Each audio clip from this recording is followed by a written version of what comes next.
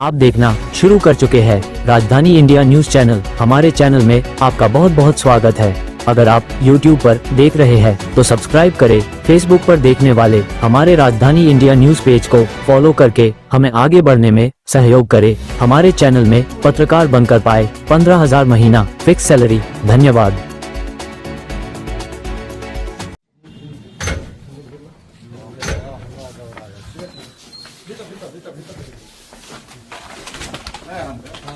और दिनांक 17 और 18 की रात में दो चोरों के द्वारा थावे भवानी के मंदिर में मुकुट, हार और कुछ और अन्य आभूषणों की चोरी की गई थी। इसमें क्योंकि प्रशासन और पुलिस के स्तर से चूक हुई थी, तो हम लोगों ने इसमें जो टीओपी प्रभारी हैं और वहाँ के जो अन्य कर्मी हैं, पुलिसकर्मी, उन पर सब पे कार्रवाई की थी। और क्योंकि चूक भयंकर थी, तो इसमें हम लोगों के स्तर से भी इसकी जो लापरवाही है उसकी हम लोग जवाबदेही लेते हैं, जिम्मेदारी हम लोग लेते हैं एज ए पुलिस अधीक्षक। हम लोगों ने इसमें, क्योंकि घटना काफ़ी संवेदनशील थी, तो हम लोगों ने कई सारी एसआईटी बनाई गई थी और लगभग 12 के आसपास टीम्स अलग अलग बिंदुओं पे काम कर रही थी। कुछ स्थानीय लोगों पे, कुछ दूसरे जिलों के, दूसरे राज्यों के क्रिमिनल्स पे भी काम किया जा रहा था। उसी क्रम में हम लोगों ने एक व्यक्ति पे फोकस किया जिसका नाम दीपक राय है। ये इसके फादर का नाम देवानंद राय है। ये जमनिया थाना गाजीपुर का रहने वाला है और इसकी हम लोगों ने कल इटवा पुल से गिरफ्तारी की है और इसने अपने अपराध को स्वीकार किया है। इसके द्वारा पूर्व में भी कई सारे ऐसे मंदिर चोरी में अपराध किए गए हैं। इसी साल मार्च 2025 में इसके द्वारा महू जिले के कोतवाली थाने में शीतला माता मंदिर में चोरी की घटना कारित की थी, जिसमें जेल गया था और 13 नवंबर को जेल से छूटा है। जेल से छूटने के बाद में फिर इसने थावे मंदिर और पुणे के एक बड़े मंदिर की रेकी करना स्टार्ट किया। वहाँ के सोने मुकुट के बारे में इसने गूगल पे और यूट्यूब पे अच्छे से सर्च किया और 10 और 11 की रात में थावे मंदिर में आकर प्रॉपर रेकी की और जिस तरह से घटना कारित की गई है उसी तरह से इसके द्वारा रेकी किया गया। मंदिर के पीछे जो अंडर कंस्ट्रक्शन बिल्डिंग है उसमें चढ़ करके इसने देखा कि कैसे आना है, कैसे जाना है और किस तरह से पूरा प्लान करना है। ये उसने उस दिन पूरा स्ट्रेटेजी बनाई और 17 तारीख की शाम को 5 बजे अपने घर से चलकर यहाँ पर थावे मंदिर में 11:45 के आसपास जिस तरह से रेकी की गई थी उसी तरह से इसके द्वारा घटना को कारित किया गया। कारित करने के बाद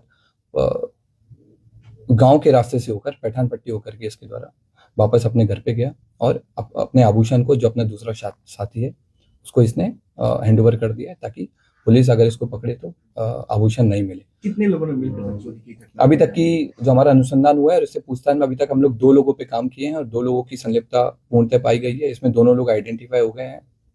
एक व्यक्ति दीपक राय की गिरफ्तारी हुई है।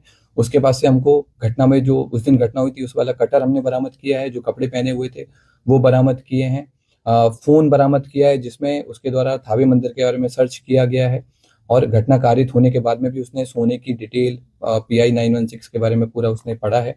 और इसके बाद में हम लोगों ने उसके जो रेकी के टाइम पे जो जूते पहने थे वो जूते हम लोगों ने बरामद किए हैं। रेकी के टाइम में जो बैग यूज किया था वो बरामद किया है। जिस बाइक से वो लोग घटना करने आए थे वो बाइक भी हम लोगों ने आइडेंटिफाई कर लिया। जल्दी भी हम लोग उस बाइक को भी बरामद करेंगे। तो 30 लोग सर उठाए गए थे, उसमें से कोई ये तो नहीं होगा? जो हम लोगों ने पहले जिन लोगों को डिटेन किया था पूछताछ के लिए, उन सब लोगों को, क्योंकि उन लोगों की संलिप्तता नहीं पाई गई थी, उन सब लोगों को हम लोगों की तरफ छोड़ दिया गया है। हम लोगों ने इन सारी चीजों पे भी जांच किया था कि क्या कोई स्थानीय लोग या मंदिर प्रशासन की भूमिका रही हो, तो उस तरह की भूमिका भी हम लोगों के सामने नहीं आई है। अब हम लोग की अगली कोशिश माता की जो हार है, जो मुकुट है, उसकी बरामदगी है और दूसरे व्यक्ति की गिरफ्तारी है वो भी हम लोग जल्दी करेंगे। सर, जिस तरह से ये चोरी की घटना को अंजाम दिया था, क्या ये पेशेवर था, क्या किसी मूवी से प्रेरित था, या फिर इसे कैसे पता चल पाई कि मंदिर में यहाँ हार है?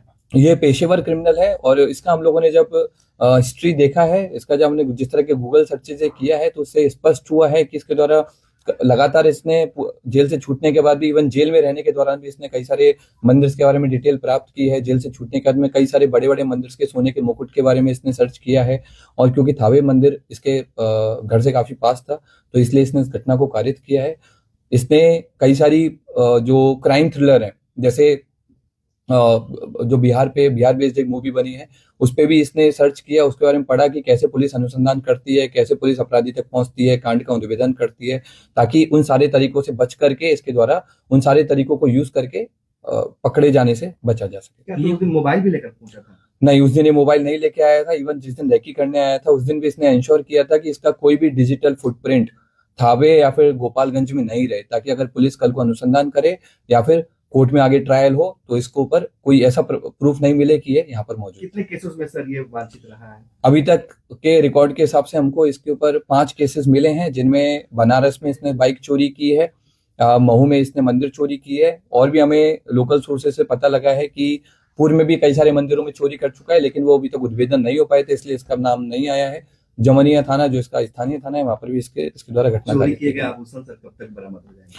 हम लोगों की जो टीम्स हैं अलग अलग जगह पर रेकी कर रही है आभूषण को लेकर के, और अनुमंडल पुलिस पदाधिकारी सदर के नेतृत्व में टीम और कई सारे इंस्पेक्टर्स के साथ मिलकर के टीम कैंप की हुई है जिले के बाहर, और हम लोग की पूरी कोशिश है कि जितना जल्दी हो सके हम लोग आभूषण की बरामदगी करें। क्या ये कोई संगठित गिरोह काम करता है या फिर ऐसे ही अपने से खुद ये खुद अपने आप में एक संगठित गिरोह चलाता है, अलग अलग घटना के लिए अलग अलग लोगों को कन्विंस करता है जिनको पैसे की जरूरत रहती है, और घटना को कारित करवाता है। Thank you.